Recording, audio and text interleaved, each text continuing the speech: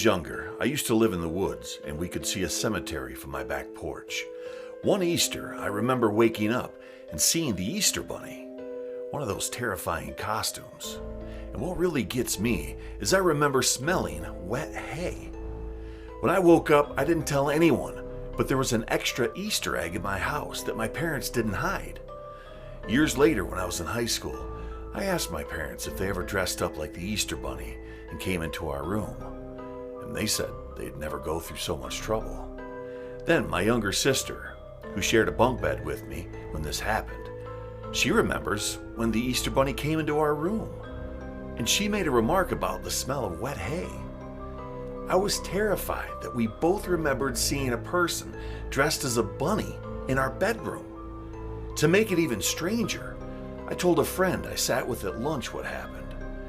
One of the girls was my neighbor across the street.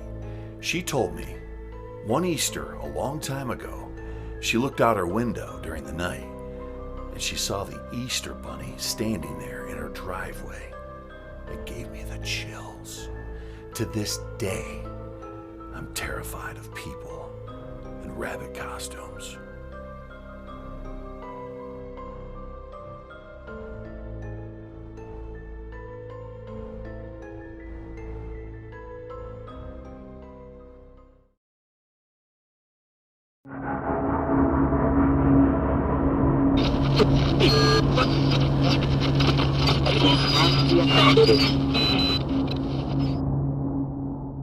When I was about 10 or 12, I don't really remember, but I did have an odd experience. At that time, I was sharing a bedroom with my sister. We had bunk beds and I slept on the top bunk. We had this stereo, and when you would press the button to turn it on, it would click, and a red light would pop up. Our beds were on one side of the room, and the stereo was on a desk on the opposite side. One night, I was woken up by the click sound that the stereo makes when it powers on, and then the red light comes on. I recognized the sound. I sat straight up in bed. I looked over at my sister. She was fast asleep. Her bed was under mine, but perpendicular, so I could see the top half of her from my bed.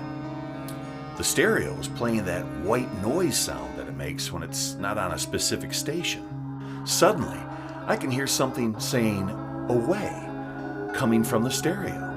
Just one word, "away." First it starts off soft and gradually gets louder until it becomes a yell.